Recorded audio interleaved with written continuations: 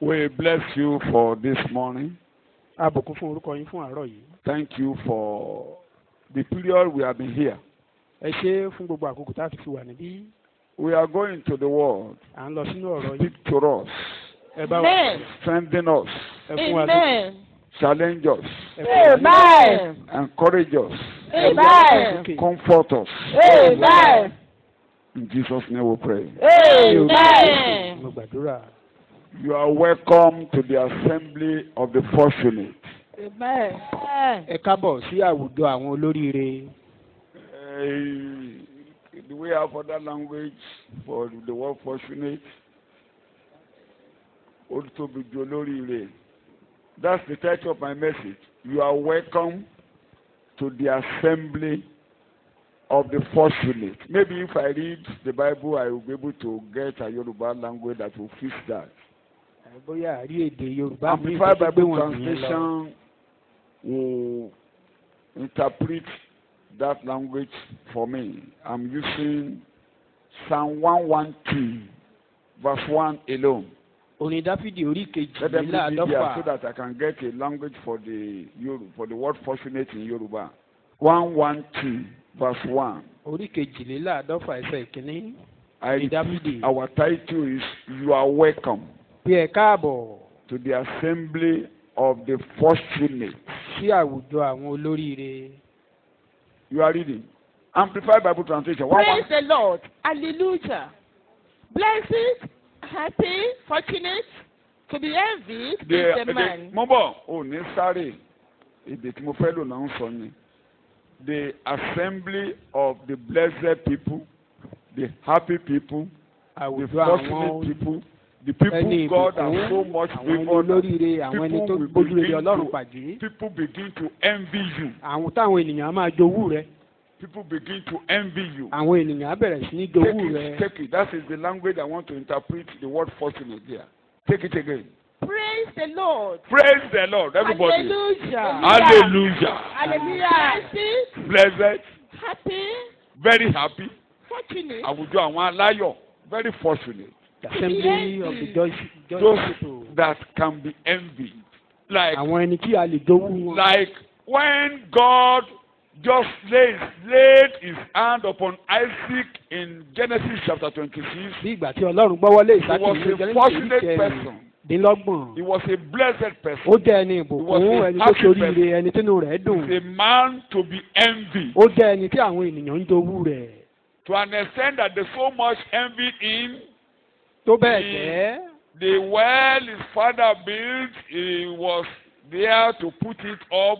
Kànga tí bàbá rẹ̀ gbẹ́ ó wà níbẹ̀ láti fi ṣe. Àwọn tó ń jowú rẹ̀ wá wọ́n di. He didn't fight. Kò jà. He built another one. Ó tún kọ̀ míì. Ó And they tún gbẹ́ blocked míì. it. Wọ́n tún di. He got to the third one.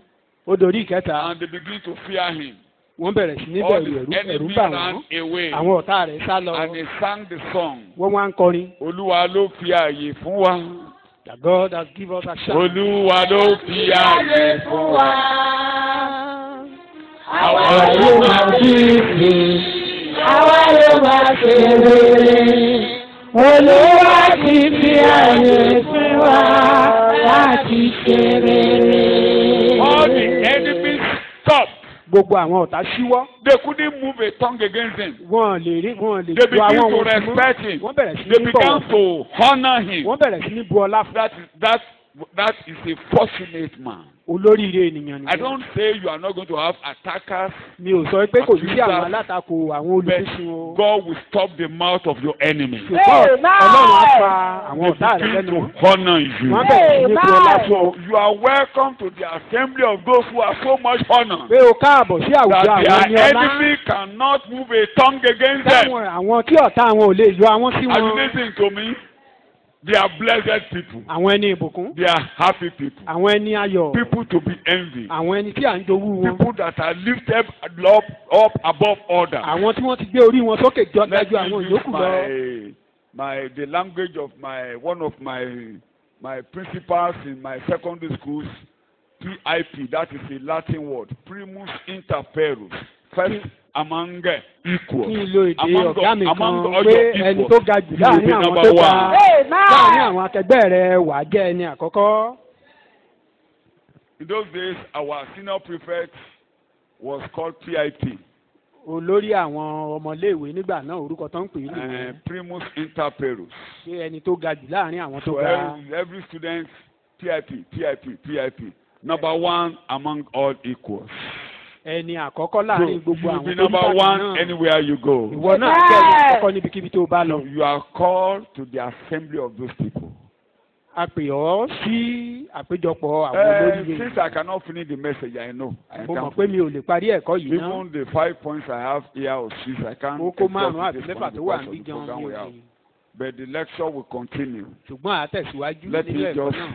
Psalm 21, orin dáfídì orí verse kọkànlélógún 3. ẹsẹ̀ ìkẹta rẹ̀. Just some few words before I start my introduction to show you which type of people are we talking about. irú àwọn ènìyàn wo là ń sọ̀rọ̀ ń I've pa given you an example of Isaac. mo ti sọ ti ìsáàkì Genesis chapter 26. Genesis orí God so kẹrìndínlọ́gbọ̀n. much lay his hand upon him.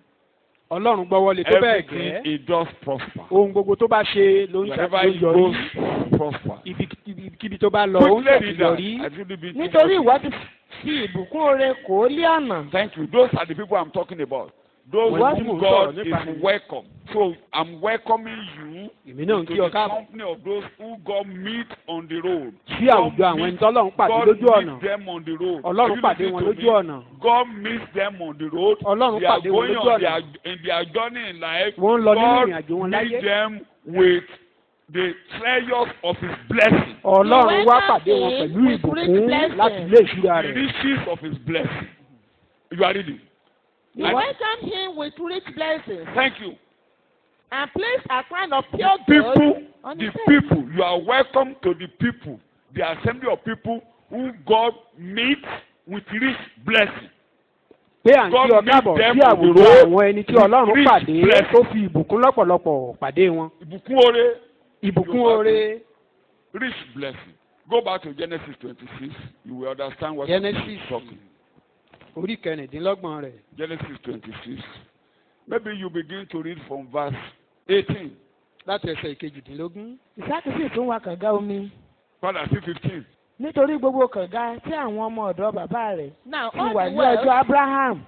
now, all the wells which Tí ẹ bá his padà sí father ibi tí tried mo at fẹ́ lọ God, bẹ́ẹ̀ ni pé God so much lay hand upon Isaac that he was blessed.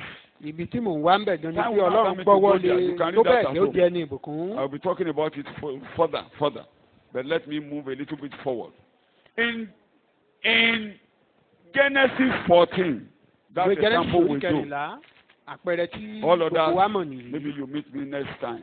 Genesis 14, ìwé Genesis orí kẹrìnlá beginning from verse 17. You Láti see ẹsẹ̀ how God ìkẹtàdínlógún met rẹ̀. Abraham. ẹ̀rí bọ́lọ́run God ti met bá him Abrahamu with pàdé the riches of his blessing. pẹ̀lú ìbùkún Verse oore. ọba sódómù sì jáde lọ pàdé rẹ̀ ní àbọ̀ God- ìṣẹ́gun. The king of Sodom that has no beginning, no end. ọba Sódómù tí ò ní ìbẹ̀rẹ̀ tí ò sì ní òpin. Salem. ọba Sálẹ́mù. Not Sodom. Salem.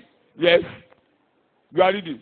ọba sódómù sì jáde lọ Okay. pàdé rẹ̀ Okay. ní àbọ̀ ìṣẹ́gun kedọla mary Okay. àti àwọn ọba tí ó pẹ̀lú rẹ̀ Okay. ní àfonífojì sáfè Okay. títí àfonífojì ọba. Kò tí ì tán. bẹ́tísẹ́dẹ́kì ọba sálẹ̀mù sì mú oúnjẹ Tí mo àti lọ ọtí sí. wáìnì jáde wá. When Abraham was coming from that journey, nígbà tí Abrahamu ń darí ogun bọ̀. Melchizedek, the Melchizedek king of Salem, ọba Sálẹ́mù who had no beginning, no tí ending, kò ní ìbẹ̀rẹ̀ tí ò sì ní who òpin. is like the priest of the Most High God, ó dàbí met àlùfáà Abraham on the ọlọ́run ọ̀gá road, ògo ó pàdé Abrahamu lọ́nà. and he gave him a blessing. ó bùkún. You are welcome to the company of blessed people. ó káàbọ̀ sí àwùjọ àwọn ẹni Those who ìbùkún. God meets on the road and change their condition. àwọn ẹni tí ọlọ́run pàdé lójú ọ̀nà tó yí ìgbà wọn Your padà. status will change. tí ayé rẹ̀ á yí Amen. padà. Read it, we see how he gave him bread and wine. ẹ̀rí bó ṣe Ó fún sì ní súre àkàrà fún un. àti wáìnì. Bẹ́ẹ̀ni, ó sì wí pé bẹ́ẹ̀ni, bùkún ni fún abraham bẹ́ẹ̀ni, tí ọlọ́run ọ̀gá ògo bẹ́ẹ̀ni. ẹni tí ó ní ọ̀run òun Ó ayé. ti tó, mo fẹ́ mú lóun bẹ́ẹ̀ yòókù ẹ̀ máa pàdé mi nínú ẹ̀kọ́. God, the king of Salem, ọba Sálẹ́mù. Melchizedek, who had no beginning, no ending, Melchizedek tí kò ní ìbẹ̀rẹ̀ tí he kò has sì ní been òpin. watching the man. wọ́n ti ń wo ọkùnrin And he náà. met him on the wọ́n road. wá pàdé rẹ̀ lójú ọ̀nà. Time will not allow me to go into details. àkókò ajá mi nítàn And mọ́. he blessed him. ọba yìí sì wá bùkún. His life changed. ayé rẹ̀ sì yí padà. You are welcome to that assembly. Mo kí ìwọ náà káàbọ̀ sí àwùjọ irú àwọn ènìyàn The God bẹ́ẹ̀. of heaven meets people on the road. Níbi tí Ọlọ́run ọ̀run ti ń bá àwọn ènìyàn pàdé And lójú he ọ̀nà. bless them. Tá a sì bùkún wọn. Change their condition. Á yí ipò wọn padà. Are you listening to me? That's where you are invited to. Those of you that Ibi are tá a coming kí ọ here for káàbọ̀ the first sí time nìyí. today, Àwọn irú those àwọn of ẹni you tó ń that wá have síbi been ìgbà àkọ́kọ́. coming to this church, Àbí àwọn tó ti ń wá. here you are welcome to a different assembly. Ọdún eléyìí a kí ọ káàbọ̀ sí àwùjọ àwọn ẹni àwọn olóríire. People to be envied. Àwọn ẹni tí ènìyàn ń jowú. The Most High God meet them on the road Ọlọ́run ọ̀gá ògo pàdé wọn lójú with ọ̀nà. riches of His blessing. Pẹ̀lú ìbùkún oore. Uncommon things happens to them. Àwọn ohun tí ó tó ṣọ̀wọ́n ló bẹ̀rẹ̀ sí ní ṣẹlẹ̀ sí Things wọn. that are not happening to others happen to them. Tí ò kì í ṣẹlẹ̀ sí àwọn ènìyàn ó They bẹ̀rẹ̀ sí ní have ṣẹlẹ̀ sí wọn. special food. Wọ́n ní oúnjẹ tó dá They have yàtọ̀. uncommon things. Àwọn nǹkan tó dá And yàtọ̀. they are in the company of people that God opened doors for them. Wọ́n wà láwùjọ àwọn ẹni tí Ọlọ́run ti ṣílẹ̀kùn. And these people have a special future and influence. Àwọn irú ènìyàn bẹ́ẹ̀ wọ́n sì ní ọjọ́ ọ̀la tó dára They have a lọ́pọ̀lọpọ̀. special blessing of future. Wọ́n ní ìbùkún tó dá A yàtọ̀ glorious future. A glorious future. ọjọ́ iwájú tó lógo.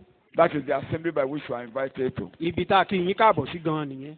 Will you accept that invitation? Ṣé wàá tẹ́wọ́ gbà á? Ṣé wàá tẹ́wọ́ gbà á? Will you accept that invitation? Ṣé wàá tẹ́wọ́ gbà á?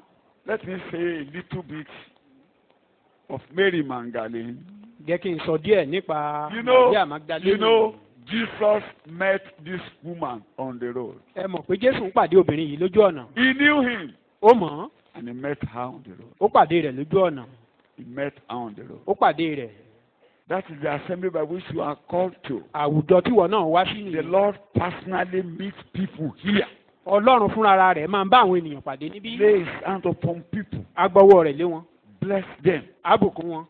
Give them a glorious future. Á fún wọn ní ọjọ́ iwájú tó When lógo. they move, you give them open doors in life. Ibikíbi tí wọ́n bá ń lọ ilẹ̀kùn And wọn máa when they ṣílẹ̀kùn begin níwájú to wọn. go, they see uncommon blessing. Tí wọ́n bá sì bọ́n ṣe ń tẹ̀síwájú àwọn ohun tó dá yàtọ̀. What Ìbùkún tó dá doesn't yàtọ̀. happen to others happens to them. Àwọn ohun tí ò kì í ṣẹlẹ̀ sí àwọn yòókù máa ń ṣẹlẹ̀ sírú Their wọn. life is special. Àgbé ayé wọn ó jẹ́ ọ̀tọ̀. That is the people, that is where you are called into. Ibi tá a pè wá sí nìyí. I will just mention some few points before we go home this morning. Màá kọ̀ fẹnubà àwọn kókó kọ̀. Who are these people? Ká tó lọ láàárọ̀ yìí. Who Àwọn are wo ni these ènìyàn people? wọ̀nyí? Àwọn wo ni ènìyàn Who are wọ̀nyí? these glorious people? Àwọn ènìyàn wo ni àwọn Who are ènìyàn lógo these wọ̀nyí? people that are blessed? Àwọn wo ni ènìyàn ní Who are ìbùkún these wọ̀nyí? People to be envied. Àwọn wo ni àwọn Who ènìyàn are jowú these wọ̀nyí? fortunate people? Àwọn wo ni olóríire yìí? Point number one. Kókó àkọ́kọ́. They are people who are free from guilt and condemnation. Àwọn ẹni tó ti dòmìnira lọ́wọ́ ìdálẹ́bi. These people, God freed them from guilt and condemnation. Wọ́n dòmìnira lọ́wọ́ ìdálẹ́bi. You remember in Romans chapter 3 verse 19? Ní ìwé Róòmù orí kẹta Romans ẹsẹ̀ chapter ìkọkànlélógún. 3 verse 19. Ìwé Róòmù orí kẹta ẹsẹ̀ All ìkọkànlélógún. men have been condemned under guilt. Pé gbogbo ènìyàn ló ti gba You are ìdálẹ́bi. reading. You are reading. Romans 3:19. Ìwé Róòmù orí kẹta ẹsẹ̀ Àwa sì ìkọkànlélógún. mọ̀ pé Yes. ohunkóhun tí òfin bá wí, Whatever the law says, take it ó in ń wí fún English. àwọn tí ó wà lábẹ́ òfin. Yes. Kí gbogbo ẹnu kí ó lè pamọ́. Yes. Àti kí a lè mú gbogbo aráyé wá sábẹ́ ìdájọ́ All Ọlọ́run. human beings, that's verse 19. All human beings are under guilt. They Gbogbo are ènìyàn under ló wà lábẹ́ condemnation. ìdálẹ́bi. Take it in English. Now we know that whatever the law says is to those who are under the law, so that the murmurs and excuses of every mouth may be hushed, Everybody should stop. and all the world may be held accountable to God. Everybody condemn. Gbogbo ènìyàn láti Because dálẹ́bi. no one is clean. Pé kò sí ẹni tó No one is holy. kò sí èyí No tó wọ́n one nínú is righteous. kò sí olódodo. Everybody guilty before Gbogbo God. wọn ló jẹ̀bi. And verse 23 says, all Ẹsẹ̀ ìkẹtàdínlógún wá ní have sinned gbogbo ènìyàn ló sì ti ṣẹ̀. and have come short of the glory of God. Ló sì ti kùnà ògo Ọlọ́run. But these people are fortunate. Ṣùgbọ́n àwọn ènìyàn wọ̀nyí wọ́n ṣoríire ní ti Psalm 32. Orin These people are Dáfídì just fortunate. orí Among their kejìlélọ́gbọ̀n. colleagues, they are Bí àwọn just, ìlú ẹni bẹ́ẹ̀ wọ́n these people ṣoríire among their láàrin àwọn ọ̀rẹ́ colleagues, they wọn are just fortunate. láàrin àwọn ojúgbẹ́ wọn Psalm olóríire ni 32 wọ́n. verses 1 and 2. Orin Dáfídì Ìbùkún ni fún orí àwọn tí a dárí ìrékọjá kejìlélọ́gbọ̀n. wọn. This one not Blessed only Not only that their sins are forgiven, kì í ṣe they pé adarí are ẹ̀ṣẹ̀ removed nìkan far away. pé wọ́n ti mú wọn kúrò lọ́sọ̀ọ̀sẹ̀. The Old Testament will say their sins are covered. Their sins are not covered nínú anywhere. májẹ̀mú láéláé a máa ń bú Their ẹ̀ṣẹ̀ sins wọn are mọ́lẹ̀. thrown away. They are ṣùgbọ́n removed nísinsìnyí far a ti mú ẹ̀ṣẹ̀ away, wọn far kúrò. away. a ti mú jìnnà réré. You know the two birds that are used to clean the leper? àwọn ẹyẹ méjì tó máa ń lò fún ìwẹ̀nùmọ́ adẹ́tẹ̀. That is in Leviticus 14. ní ìwé Lẹ́fítíkù orí 14. Two live birds. ẹyẹ alààyè méjì. One will be killed on a running water. wọ́n á pa kan wọ́n á ta ẹ̀jẹ̀ rẹ̀ sínú odò tó ń ṣàn. That is Christ's death for us, for ikú sinners. Jésù fún wa nìyí. The second bird, ẹyẹ ìkejì. you will see that is alive. You don't kill it. wọn ò ní pa o. You will give the head wọ́n of the bird into that blood on the running water. wọ́n á ti orí ẹyẹ alààyè kejì wọ́n á tì í bọnú ẹ̀jẹ̀ tí wọ́n ta And sínú omi the yìí. priest will hold it and use, and when he's dipping it in the water, he will be sprinkling the blood upon the person. You are clean. àlùfáà sì mú You ẹyẹ are tí bó bá ti clean. orí rẹ̀ bọnú ẹ̀jẹ̀ á máa wọn 7 sí ara times. You are adẹ́tẹ̀ clean. yìí pé ó di mímọ́ nígbà Never to be méje. repeated. You láì are dáa ní clean. ṣe mọ́ ó di You are mímọ́ clean forever. ó di mímọ́ títí láéláé. And you will now allow that bird to fly away. wọ́n á wá tú ẹyẹ yìí sílẹ̀ Never láti fò to lọ be seen. kán má rí mọ́. These people, their sins are removed. They are clean completely, Àwọn and ènìyàn their wọ̀nyí sins will never be a ti remembered bọ ẹ̀ṣẹ̀ again. wọn nù a sì ní rántí ẹ̀ṣẹ̀ wọn mọ́. The assembly of those who are free from guilt. àwùjọ àwọn ẹni tó ti dòmìnira lọ́wọ́ ẹ̀bi. God does not see their sin any longer. Ọlọ́run ò rí ẹ̀ṣẹ̀ wọn mọ́. These people, God will meet them. Ọlọ́run á bá irú àwọn ènìyàn bẹ́ẹ̀ Christ pàdé. will meet them on the road. Jésù á bá wọn pàdé lójú ọ̀nà. They have uncommon things in Wọ́n á life. ní àwọn ohun tó ṣọ̀wọ́n nínú ayé God níbí. gives them an influencing future. Àwọn ọjọ́ ọ̀la tó ń ru They lọ́kàn are to sókè. be envied anywhere they Wọ́n go. á jowú wọn níbikíbi tí wọ́n bá lọ. Anywhere they go. Wọ́n á jowú wọn. In chapter 3 of Romans, Orí kẹta ìwé verse Róòmù 24, ẹsẹ̀ for ìkẹrìndínlógún. emphasis, so that it Fún can be clear, ìtẹnumọ́. for emphasis. Yes, 24, 25, àwọn ẹni 26. tí a ń dá láre lọ́fẹ̀ẹ́ Free. nípa You orí are not ọ̀fẹ́ rẹ̀. free, not because they fasted, Kì í ṣe torí pé not ó gbà wọ́n. because they prayed, Kì í ṣe torí not àdúrà because wọn. they brought money to Kì the í ṣe torí wọ́n pastor, mú owó wá fún not ìránṣẹ́ because Ọlọ́run. they build a house for the man of Kì í ṣe God, torí pé wọ́n kọ́lé fún ìránṣẹ́ not Ọlọ́run. even because of any rituals at all, Kì í tiẹ̀ ṣe tìtorí ìrúbọ but kírúbọ. because they just willingly come to God, Ṣùgbọ́n pé wọ́n wá tinútinú wọn And síwájú became- Ọlọ́run. helpless. Wọ́n wá láì ní ìrànlọ́wọ́. They saw themselves as they cannot help Wọ́n themselves. ríra wọn gẹ́gẹ́ bí ẹni tí ò lè ran ara rẹ̀ They are even lọ́wọ́. hopeless. They don't even know what is happening. They don't know where they are Kò going. tilẹ̀ sí ìrètí gan wọn àmọ́ bí tí wọ́n lè They yà have sí. come to the width of their senses. Wọ́n Pé dé òpin wọ́n ti dé òpin ọgbọ́n ara wọn. And they now come to God. Wọ́n wá síwájú And they Ọlọ́run. bow down. And God told them, Wọ́n wá tẹríba. go away. Ọlọ́run wá ní ẹ máa Like the lọ. woman in John chapter 8, Bí obìnrin tá a rí inú ìwé Jòhánù orí who kẹjọ could yìí not help tí ò herself. lè ran ara rẹ̀ lọ́wọ́. And Jesus told her, go, Jésù ní kó máa lọ. go. Máa lọ. Where are your accusers?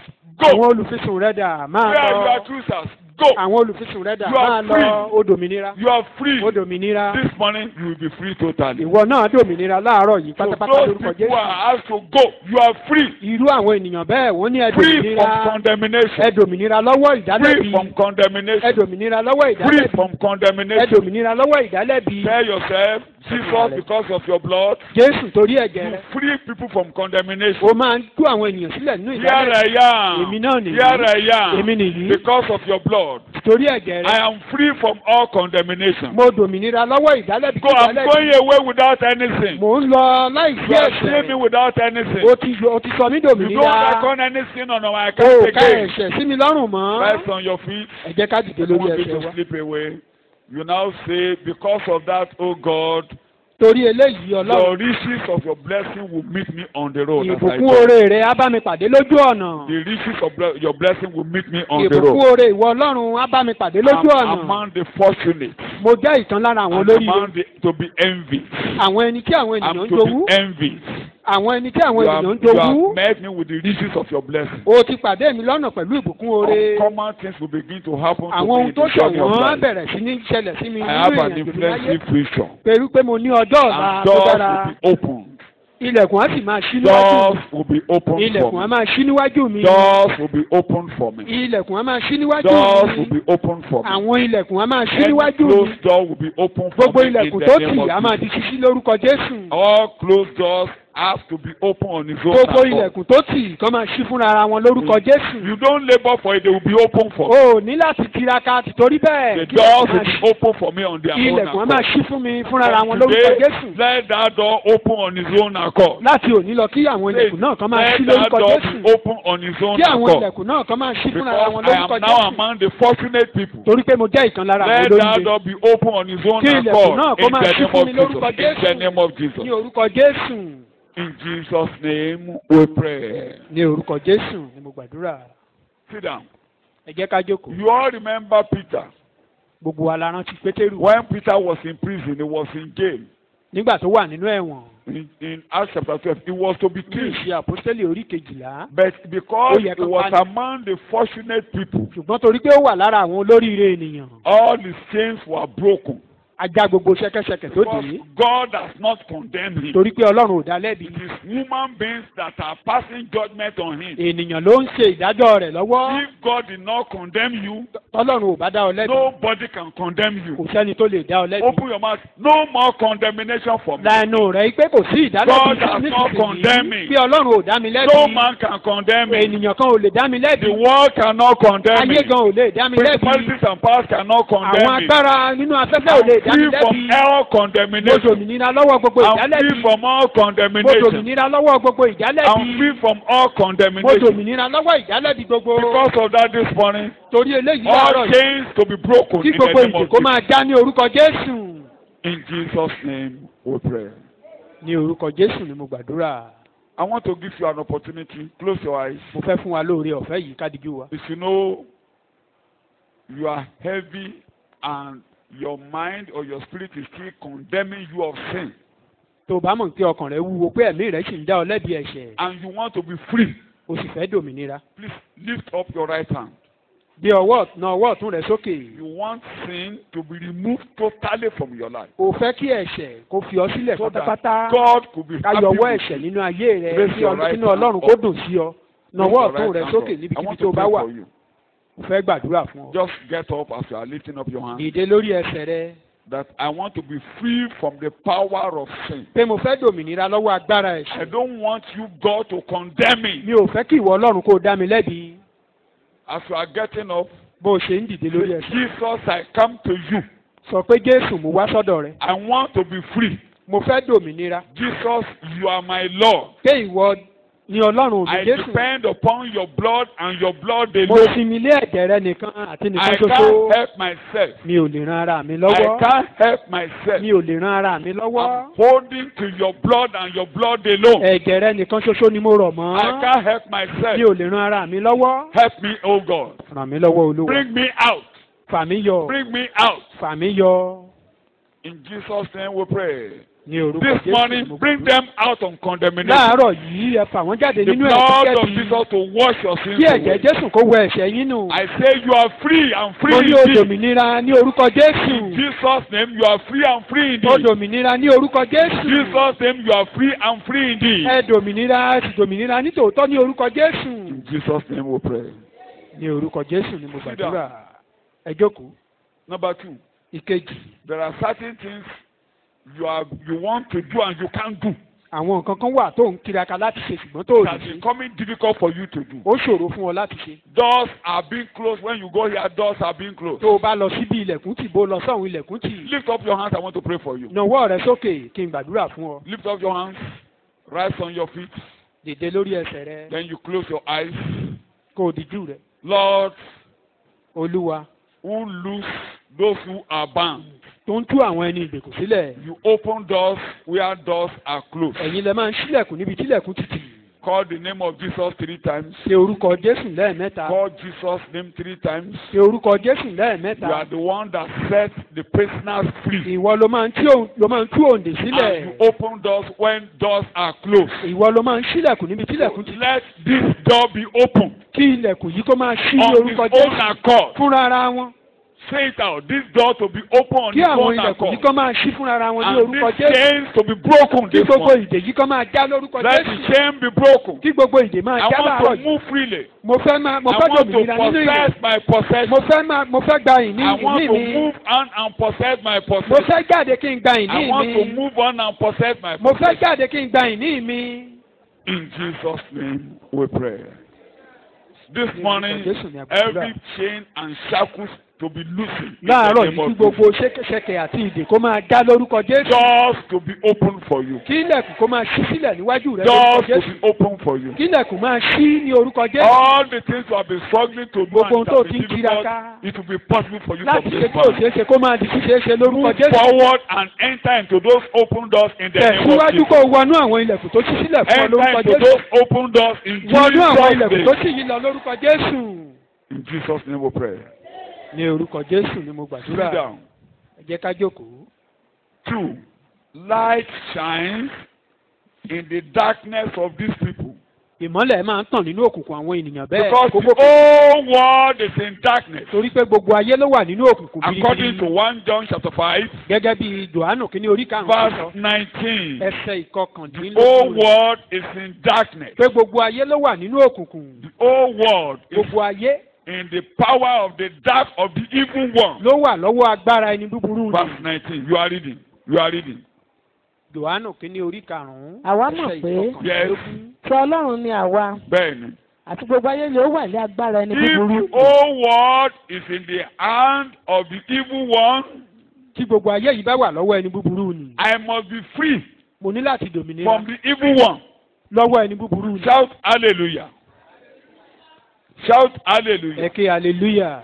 I want to be among those who are free. Mo fẹ́ wà lára àwọn tó dòmìnira. These people who are free Àwọn tó dòmìnira in the yìí. midst of the dark world, Nínú ayé òkùnkùn God yìí, brings His light on them. Ọlọ́run tan ìmọ́lẹ̀ Job rẹ̀ sí wọn. 29 verse 3. Ìwé Jóòbù orí kọkàndínlọ́gbọ̀n ẹsẹ̀ Job ìkẹta. 29 verse 3. Jóòbù orí kọkàndínlọ́gbọ̀n ẹsẹ̀ ìkẹta.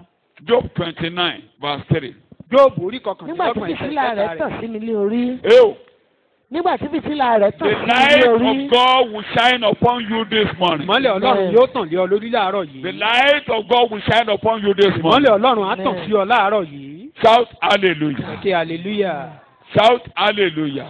Ẹ ké hallelujah. Why would the light of God shine upon you? Ìdí wo ni ìmọ́lẹ̀ Ọlọ́run á ṣe tàn sí ọ? Genesis chapter 1 Ìwé verse Genesis orí 1. kìíní ẹsẹ̀ ìkíní. Genesis chapter 1 verse 1. Genesis orí kìíní ẹsẹ̀ ìkíní. Ní àtètèkọ́ṣe, Bẹ́ẹ̀ni, Ọlọ́run dá ọ̀run òun ayé. bẹ́ẹ̀ni.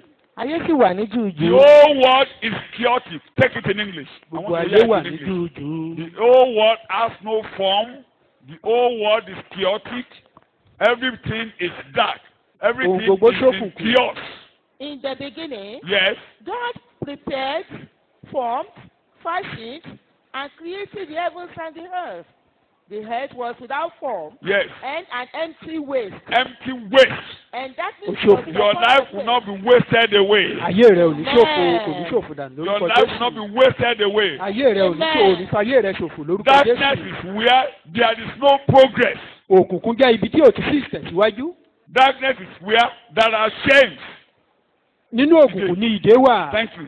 There are no progress. Kò sí ìtẹ̀síwájú níbẹ̀. Every evil work is there. Gbogbo iṣẹ́ ibi pátápátá ló When kún you are in bẹ̀rẹ̀. darkness, Tó o bá wà nínú òkùnkùn, you can have fornication with dogs and do goats. o lè ṣàgbèrè pẹ̀lú ewúrẹ́ pẹ̀lú ajá You lórí can eat àbí the blood. àgùntàn. You can drink the blood of human beings. O lè mú ẹ̀jẹ̀ ènìyàn níbẹ̀. That is why witches drink the blood of human beings Ìdí without kan knowing. nìyẹn táwọn àjẹ́ ṣe máa ń mú ẹ̀jẹ̀ ènìyàn. Because they are in darkness. Torí pé inú òkùnkùn náà wà. You can even eat your own feces O in darkness. o lè jẹ ìgbé ara rẹ gan nínú òkùnkùn. Because you are in darkness. Torí pé inú òkùnkùn ló wà. There is something they cannot do to you in darkness. Kò sí nǹkan tí wọ́n lè ṣe sí ọ nínú You can òkùnkùn. drink your own urine in darkness. O lè mú ìtọ̀ ara rẹ nínú That òkùnkùn. is why you discover when we were all in darkness. Òun la fi mọ̀ pé nígbà tá a wà ní gbogbo wa wà nínú òkùnkùn. There is nowhere we don't go. Kò síbi tá a kì í ní ìdè.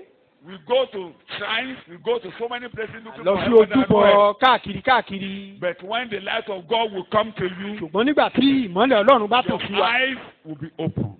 ojú wàhálà. Everything will take shape.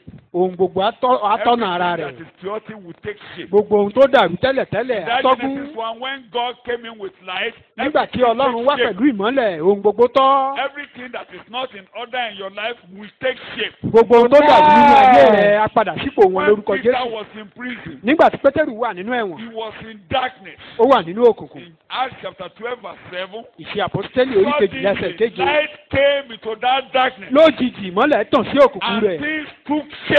Ohun gbogbo sì padà bọ̀ sípò. Things were broken. Ajá ìdè rẹ̀. Read verse 7. Ẹsẹ̀ ìkejì. God Ṣe orí illuminated me. kejìlá. You are reading. Ọlọ́run Wo. tàn ìmọ́lẹ̀.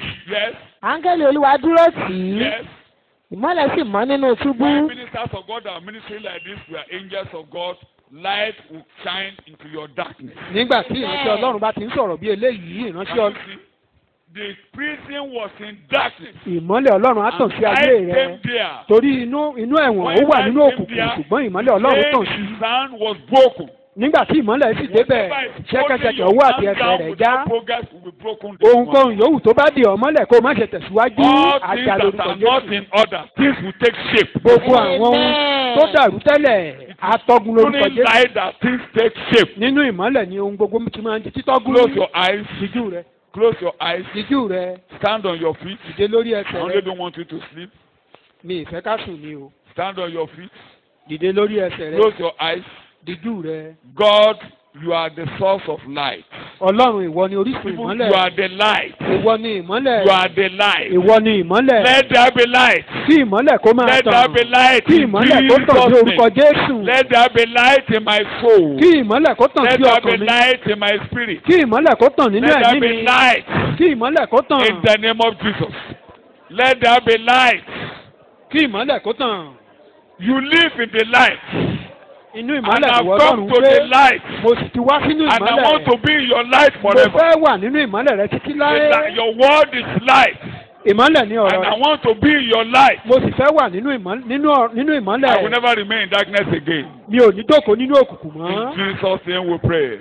Ní orúkọ Jésù ni mo Whatever gbàdúrà. is out of shape, let them be Ohunkóhun in tó bá shape dàrú. in Jesus' name. Kó máa gba ìtọ́gún lórúkọ Whatever Jésù. is disorganized, let them be in order. Ohun gbogbo tó dàrú kó máa di títọ́ ní Every orúkọ Jésù. chain, I break them in Mo Jesus' dá name. gbogbo ìdè pẹ̀lú agbára orúkọ Every Jésù. chain, I break them in Jesus' Gbogbo name. ṣẹ́kẹ́ṣẹkẹ̀ ẹ máa di kíká ní orúkọ All Jésù. things disorganized in Jesus' name, let them be order. Gbogbo ohun tó ti dàrú ẹ máa di títò padà. Orderliness. Amen. Orderliness. Kó máa di títò. Orderliness. Kó máa di títò. Orderliness. Kó máa di títò. Progress in the name of Jesus. Ìtẹ̀síwájú kó máa bá yín lórúkọ Progress Jésù. in the name of Ẹ máa Jesus. tẹ̀síwájú lórúkọ Jésù. Move forward in the name Ẹ of máa Jesus. tẹ̀síwájú lórúkọ Jésù. Move to the next level in the name of Ẹ Jesus. tẹ̀síwájú sí ìpele mìíràn lórúkọ Jésù. The canopy light of God to be upon your head. Kí Amen. ìdí ìmọ́lẹ̀ Ọlọ́run kó ṣe kó Because tàn in sí the ayé. beginning was the world. Nítorí ní àtìkọ́ṣe ní And the ìmọ́lẹ̀ wà world ní was ọ̀rọ̀ wà. with God. Ọ̀rọ̀ náà sì wà pẹ̀lú And Ọlọ́run. God was the world. Ọlọ́run sì ní ọ̀rọ̀ náà. And the world became flesh,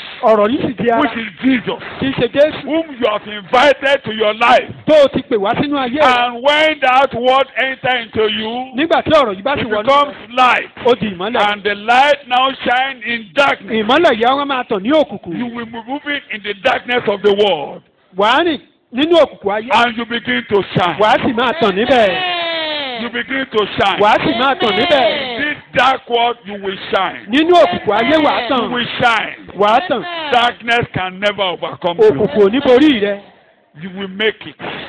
Wàá ṣàṣeyọrí. Make progress. Wàá tẹ̀síwájú. You do uncommon things. Wàá ṣe àwọn ohun tí You will do what others cannot do. àwọn ohun tí àwọn ènìyàn yòókù ò lè You ṣe move ni to wàá where ṣe. others cannot move. Ibi táwọn ènìyàn ti lè tẹ̀síwájú wàá People tẹ̀síwájú. will celebrate you in this. Àwọn ènìyàn á bá ọ yọ̀ People nínú will ọjọ́. celebrate you Àwọn ènìyàn á bá ọ yọ̀ because you are light. torí pé ìmọ́lẹ̀ ni ọ́. You were formerly dark. Òkùnkùn Now lọ you tẹ́lẹ̀ are tẹ́lẹ̀. light. Ṣùgbọ́n nísinsìnyí ó di You are ìmọ́lẹ̀. light. Ó di ìmọ́lẹ̀. And darkness can never cover you. Òkùnkùn ò sì lè bù ọ́ mọ́. Begin to move forward in the name Bẹ̀rẹ̀ of sí ní Jesus. tẹ̀síwájú lórúkọ Jésù. You will never be part of the workers of darkness. O ò ní darapọ̀ mọ́ àwọn ìránṣẹ́ òkùnkùn mọ́. The spirit of darkness can never overrule you again. Ẹ̀mí òkùnkùn ò lè jẹ gàba lórí ayé rẹ The mọ́. spirit of darkness is evil. Ẹ̀mí òkùnkùn èṣù ni. It's chaotic. Ibi ni. It's satanic. Ó jẹ́ ti Sátánì. Ó jẹ́ ti ẹ̀ṣẹ̀. But now you are light. Ṣùgbọ́n ẹ ti di ìmọ́lẹ̀. Your light will shine in darkness. Ayé rẹ̀ á tàn nínú In the name of Jesus. Ní orúkọ Jésù. In the name of Ní Jesus. orúkọ Jésù. In Jesus' name we pray. Ní orúkọ Jésù ní àgbàdúrà. Sit down. Ẹ jẹ́ ká jókòó. Sit down. Ògo mi yóò yọ. Ọ̀sánà ọ̀rọ̀ mi Àti àgbègbè ọ̀bára fún mi. give time. These people give time for the word of God. Irú àwọn ènìyàn báyìí wọ́n máa ń fàyè You sílẹ̀ fún know, ọ̀rọ̀ the gospel Ọlọ́run. we are preaching, we are sent to go and open people's eyes Ìhìnrere tá à ń wàásù arán wa láti la àwọn ènìyàn lójú. so that they can come out of darkness. Kán lè jáde kúrò nínú òkùnkùn. So it is important to hold on to Christ. Ó ṣe pàtàkì kó rọ̀ mọ́ Jésù. If without Christ, you cannot come out of darkness. Láì sí Jésù o lè tún òkùnkùn jáde. Just 2 or 3 verses. Màá kọ̀ fún wa ní ẹsẹ̀ méjì àbí Acts mẹ́ta chapter pé 19. ìṣe àpọ́sítélì orí Before I kọkàndínlógún. leave that place, Acts chapter 19, Ìṣe àpọ́sítélì orí verse kọkàndínlógún. 26. Ẹsẹ̀ Acts ìkẹrìndínlọ́gbọ̀n. 19:26. Ìṣe àpọ́sítélì Ẹ̀yin sì rí Yes. orí ẹ sì gbọ́ pé kọkàndínlógún. ẹsẹ̀ ìkẹrìndínlọ́gbọ̀n. Acts 26, verse 19. Ìṣe àpọ́sítélì orí That's kẹrìndínlọ́gbọ̀n. the Ẹsẹ̀ typographical error. ìkọkàndínlógún rẹ̀. Acts 26, verse Ìkẹrìndínlọ́gbọ̀n ẹsẹ̀ 18, ìkọkàndínlógún. verse 18 and 19. láti là wọ́n lé ojú Bẹ́ẹ̀ni.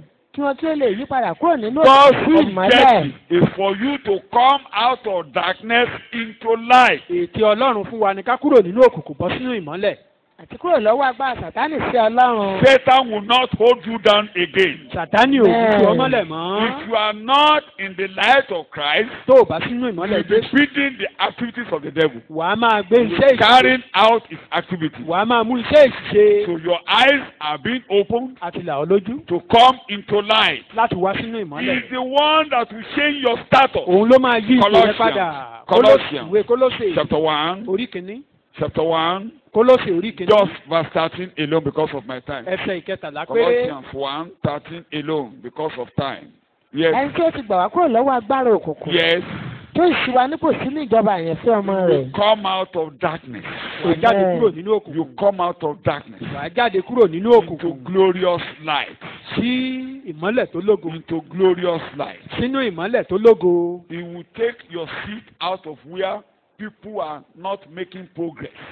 Á gbé ìjókòó rẹ̀ kúrò níbi tọ́wọ́ àwọn ènìyàn kì í He ti will tẹ̀ take ẹ́. your seat out of where people's lives are shattered. Níbi táyé àwọn ènìyàn ti ń dàrú, á gbé ìjókòó rẹ̀ kúrò Where níbẹ̀. people are crumbling and wobbling. Níbi táwọn èèyàn ti ń wọ́lẹ̀ tán ti ń Where fà. people cannot lift up their Níbi head. táwọn ènìyàn ti tẹ̀ kòlòbà tí wọ́n lè gbórí wọn Like sókè. a man 38 years. he Bí was living obìnrin at 38 years. bí obìnrin ọmọ ọdún méjìdínlógójì yẹn. Man Ọkùnrin ọmọ ọdún méjìdínlógójì. at the water of Bethsaida. Níbi odò Bethsaida. Lame people used to come there. Àwọn arọ máa ń wá síbẹ̀. One day Jesus Ṣùgbọ́n lọ́jọ́ kan, Jesus took him out of that place. Jésù fà á yọ kúrò níbẹ̀. Jesus went there. Jésù ń Man, lọ síbẹ̀. Ọkùnrin, you want to be healed? ó fẹ́ ká mú ọ lára dá bí? Get up. Dìde, Come out of this place. jáde kúrò níbí. God will take you out of that place. Ọlọ́run á fà wọ́n náà yọ kúrò níbi tó wà yẹn. Among those people that are alive, they are just wobbling, waiting for Kúrò láàárín àwọn ẹni just tó ń waiting for wọ́lẹ̀. one thing to happen one day. Maybe it will happen one day. Wọ́n ń dúró pé bóyá kinní kan ṣàṣẹlẹ̀ lọ́jọ́ But kan. with immediate effect, your status will change. Lẹ́sẹ̀kẹsẹ̀ ni a ó yí ipò tirẹ̀ padà. Your status will change. Ipò rẹ̀ á yí padà. Your status will change. Ipò rẹ̀ á yí padà. So give time to the word of God. Ẹ fàyè sílẹ̀ fún The ọ̀rọ̀ word Ọlọ́run. of God that brings light. Ọ̀rọ̀ Ọlọ́run ló máa ń tan ìmọ́lẹ̀. This company of people have seen the light of God. Irú àwọn ènìyàn tá à ń sọ̀rọ̀ nípa àwọn ìwọ̀n ti rí ìmọ́lẹ̀ Ọlọ́run. God give them light in the midst of darkness. Ọlọ́run máa ń fún wọn ní ìmọ́lẹ̀ láàárín òkùnkùn. Give them light in the midst of darkness. Ó máa ń tan ìmọ́lẹ̀ sí wọn láàárín And they òkùnkùn. begin to shine. Wọ́n á sì tàn. From this day, you begin to shine. Látòní lọ wàá bẹ̀rẹ̀ sí ní tàn. You begin to shine. Wàá bẹ̀rẹ̀ sí ní tàn. You begin to shine. Wàá bẹ̀rẹ̀ sí ní tàn. Others can be wobbling, you won't wobble again. Àwọn yòókù lè máa wọ́lẹ̀ ṣùgbọ́n ìwọ ò ní wọ́lẹ̀. Ó tán fi kìlà mi. Ó tán fi kìlà mi. Jésù tọ́mọ lọ́kùnkùn mi, ọ̀rọ̀ mi síra mi. Ọ̀tọ̀ mi síra mi. Ọ̀tọ̀ mi síra mi. Jésù tọ́mọ lọ́kùnkùn mi, ta òkòtò lámì. Ó wọ̀ mí. Ó wọ̀ mí láṣọ òdodo. Ó wọ̀ mí lẹ́gbẹ̀dẹ̀ ìjọba. Gẹ́gẹ́ bí ọkọ ìyàwó ṣe jẹ́ ara rẹ̀ lọ́sọ̀ọ́. Àbí ìyàwó ti jẹ́ ara rẹ̀ lọ́sọ̀ọ́. Àwọn tí yóò lọ gidigidi nínú ọ̀rọ̀ mi. These people depend on God and Christ alone. Àwọn ènìyàn wọ̀nyí wọ́n sinmi lé Ọlọ́run àti The Jésù. blood of Jesus is sufficient for them Ẹ̀jẹ̀ Jésù tó fún wọn to move out this world. láti la ayé yìí kọjá. And like I tell you in the beginning, Gẹ́gẹ́ bí mo sọ fún wa ní ìbẹ̀rẹ̀ pẹ̀lú. God will meet them on the road. Ọlọ́run á pàdé wọn lójú ọ̀nà. He will touch them like this. Á gbọ́wọ́lé wọn. He will touch them like Á this. gbọ́wọ́lé The wọn. moment he touch them, Ní kété tó fọwọ́ kàn their wọ́n, status will change. ipò wọn á yí padà. Your condition will change. Ipò rẹ̀ á yí padà. You begin to sprout. Wàá bẹ̀rẹ̀ sí ní rú. You remember, I said, Ẹ̀rántí. among your colleagues, Mo ní láàárín àwọn akẹgbẹ́ among yìí. your colleagues, Láàárín àwọn akẹgbẹ́. those their status is changed. They are uncommon people. Àwọn ènìyàn ọ̀tọ̀ ní tí ipò wọn gbọ́dọ̀ yí Let me padà. conclude my lecture. You meet me next week. Numbers chapter 17. Númérì orí kẹtàdínlógún. Let me conclude here. Let me conclude here. Numbers 17. Númérì We can begin orí from verse kẹtàdínlógún. 6 to 8. Ẹsẹ̀ Or ìkẹfà. verse 8. Yes. Ó sì ṣe, Verse 8. ó sì ṣe Yes. ní ìjọ́ kejì Yes. tí Mósè wọ inú àgọ́ ẹ̀rí lọ. Jẹ́ ká padà sẹ́sẹ̀ kẹrin. Mo fẹ́ mú jáde òní jáde. Yes. You shall lay them up in the tent of meeting. All Israel. Ọ̀dà gbé láti ẹsẹ̀ kínní. Má sáré. Olúwa sì sọ fún Mósè pé, You are and the taking Lord it. said to Moses, Yes. sọ fún àwọn ọmọ Ísírẹ́lì Yes. speak to the Israelites, Kí o sì gba ọ̀pá kọ̀ọ̀kan lọ́wọ́ wọn. let Everybody. them rods So, of go. staves. Everybody bring your rod.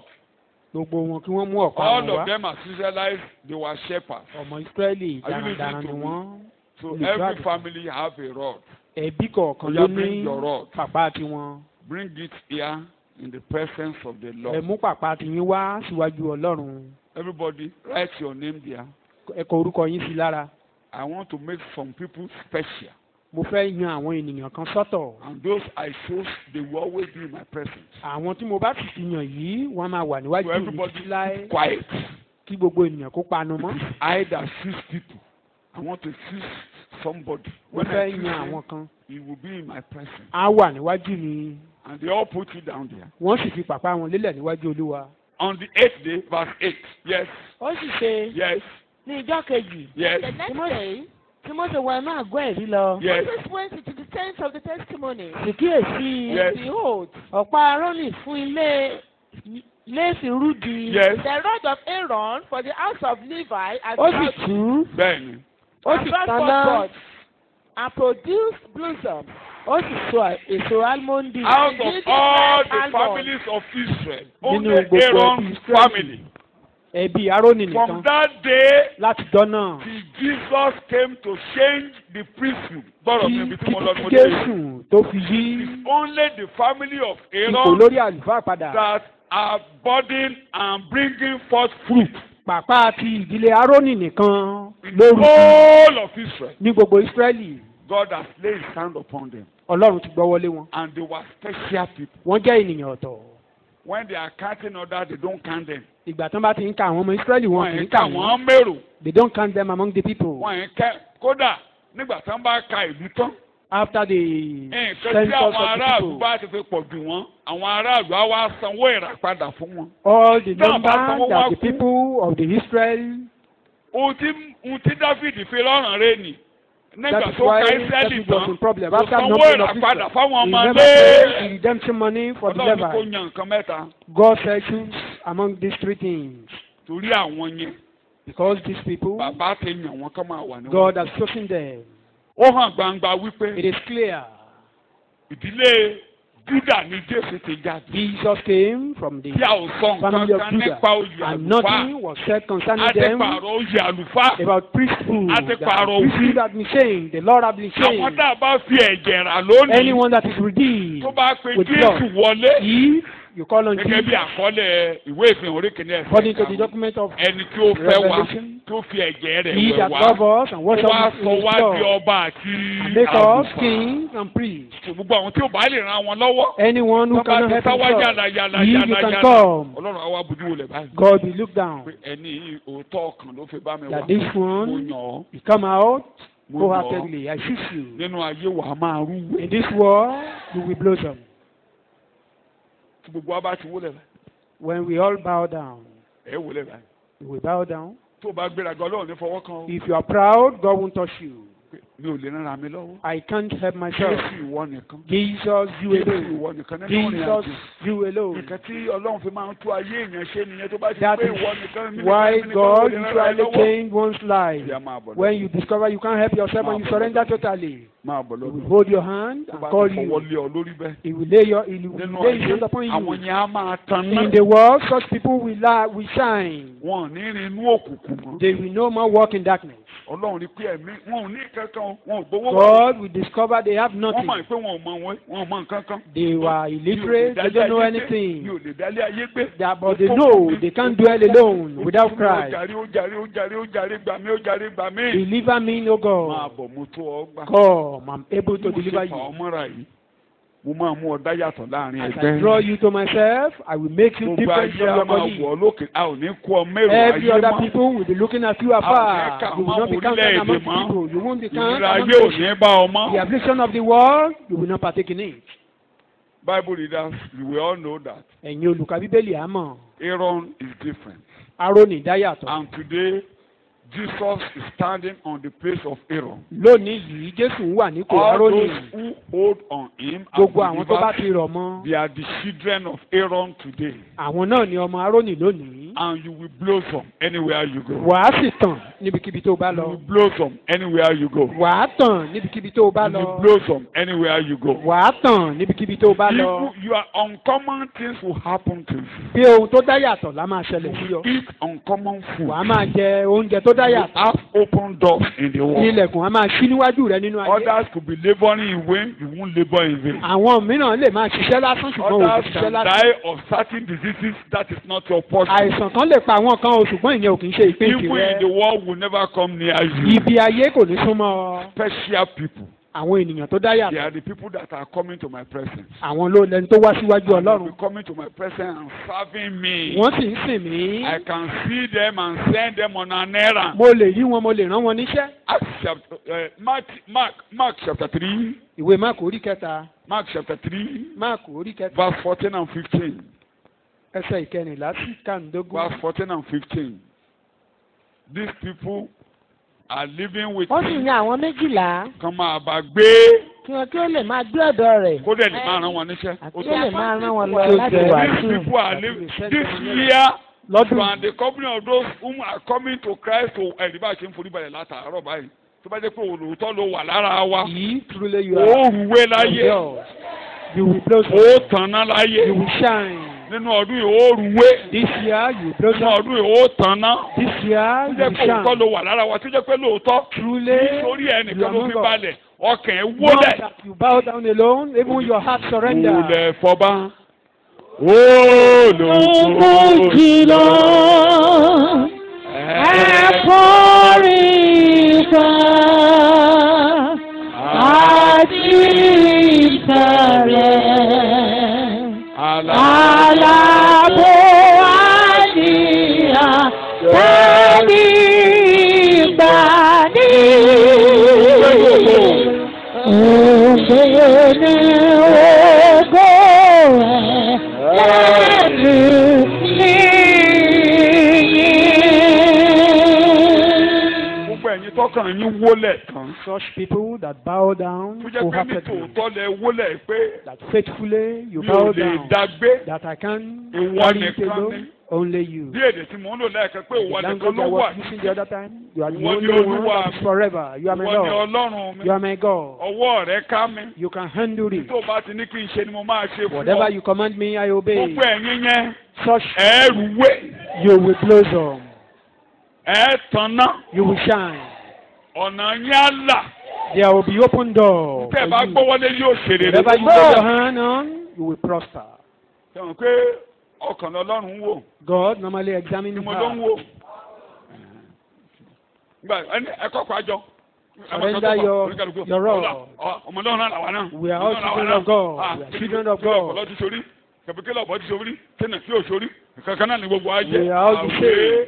Ọkàn lèmi ń wò. God was telling them, Àwọn I tó bá examined wọlé fún mi her. ni mo mọ̀. It's only those who bow down their heart that I Ẹ̀rí mo know. sọ lẹ́ẹ̀kan. I said Mo ní Ọlọ́run fẹ́ràn Nebukadnezar. I said God loved Nebuchadnezzar because he bowed down his heart. Ara ló fẹ́ lu ọmọ àpọ́mọ dáadáa ni. Those Ìgbà tó dẹ̀ flesh yá, want to kí use lọ́kàn him. rẹ̀ ṣe ó But wólẹ̀, eventually, ó jọ́sìn. he bowed down, he worshiped. Ṣé Jésù nìkan tó?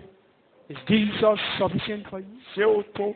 Is Jesus sufficient? Gbogbo afẹ́ lọ síwájú Ọlọ́run báyìí. We want to go to the presence of God now. Ọlọ́run àwa máa gbọ́ kan rẹ̀. God Àwa will máa examine gbọ́ your èdè heart. ẹnu rẹ̀. He will hear Pé your ìwọ ló language. ló tó. That you are the one Gbogbo who ẹ̀yẹ said bí ẹ ṣe ń sufficient. jáde lọ láàárọ̀ yìí. And as you are going out this morning, you will blow up. Tẹ̀rí ẹ̀ bá. Bow down your head.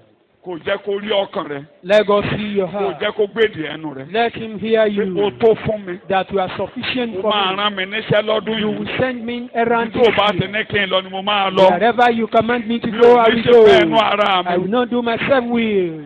Màá máa bá ọ gbé wàá máa rán mi níṣẹ́. I will dwell with you and you send me an errand. Wherever you send me, I will go. Ibikíbi tó o bá rán mi ni màá lọ. Wherever the church goes, I will go. Ibikíbi tí ìjọba lọ màá tẹ̀lé wọn If the débẹ̀. church is an evangelism, I will be there. Tán bá wà ní ìkéde màá wà níbẹ̀. I have come to the assembly of the fortunate. Mo ti wá sí àwùjọ àwọn olórí. Here I am, O God. Èmi nìyí Olúwa. Where I live, I will follow. Where I live, I will follow.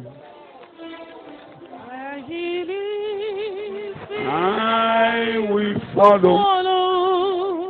I'll go with him, all the way. Ibi tó bá rán mi ni mo máa lọ. Ibi tó bá ní kí n lọ mo máa yẹ kú. Lọ́dún yìí mi ò ní ṣe fẹ́ ẹnu ara mi. I will follow where he leads me. I will follow. I go with him all the way. Bá Ọlọ́run sọ̀rọ̀ mo máa tẹ̀lé ọ ní. Talk to God. Ìjọ ni mo bá ń pàdé yìí ìjọ àwọn ẹni tí àwọn ènìyàn á máa ṣe ojowú wọn. Àwọn aláyọ̀ àwùjọ àwọn aláyọ̀ ni mo wá sí. Àwùjọ àwọn ẹni ọ̀tọ̀. Congregation of peculiar people. Àwùjọ àwọn àlùfáà wàá máa rí mi níwájú rẹ̀. I go with him all the way. Is the old time really done? Is the old time really done? Is the old time really done? And it's getting up from me. It was good upon a child. It was good upon a child. It was good upon a child. And it's getting up from me. Amen. Dìde lórí ẹsẹ̀ rẹ. Let us be on our feet. Amen. Amen. A gbàdúrà kan, a forin kan jọ́sìn. Offer a prayer and then a song. Ìkíní One. bó ṣe dìde yẹn As you are standing up nínú òkùnkùn ayé yìí in the wọ́n darkness of tanná. this world, I will shine. máa wí bẹ́ẹ̀ síra rẹ lórúkọ Jésù. Confess that. Nínú In the òkùnkùn darkness ayé of yìí this wọ́n tanná. world, I will shine. Mo máa tanná o. I will shine. Màá tàn. I will Òkùnkùn shine. bu ayé. The darkness encompasses the Ògo world. Olúwa yóò yọ lára The mi. glory of God will shine. Torí mo ti over gbé my life. Bíbélì jẹ. Because I've swallowed Mo ti Bible. wá síbi ọ̀rọ̀. I've come to Mo the ti wá place of your sọ́dọ̀ ẹni tó ń word. fọwọ́ léèyàn. I've come to the Mo ti presence wà of you that láwùjọ àwọn ẹni me. tí a yà sí mímọ́. I'm in the congregation of the shepherd. Nítorí náà nínú òkùnkùn ó tàn. Therefore, in darkness of the world I will shine. Ní orúkọ Jésù, Olúwa wa ni a gba àdúrà. In Jesus' name. Ẹ̀hún ni akọrin yìí là á kọ tó o bá gbà bẹ́ẹ̀. If you are Wà á faithful, kọ́ you will sing the song. ire tèmi Lọ́wọ́ Olúwa ló wà. Tí o bá sí lọ́wọ́ Ọlọ́run má kọ o. Ògo mi yóò yọ òtọ̀nà ọ̀rọ̀ mi àyèsè àgbàrá mi. Wíbẹ̀. Ire mi lọ́wọ́ Olúwa ló wà. Ògo mi yóò yọ òtọ̀nà ọ̀rọ̀ mi àṣeyẹsẹ agbára mú mi. Torí ìwọ nìkan ṣoṣo Ìwọ nìkan ló ka àwọn ọ̀rọ̀.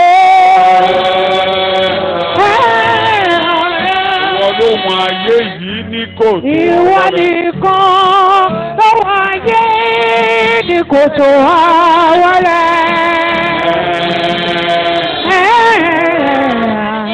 Ọ̀rọ̀ mi o, àṣeṣe níwájú Olúwa. Ire mi, ire mi, Olúwa ló wà. Ọkọ mi yóò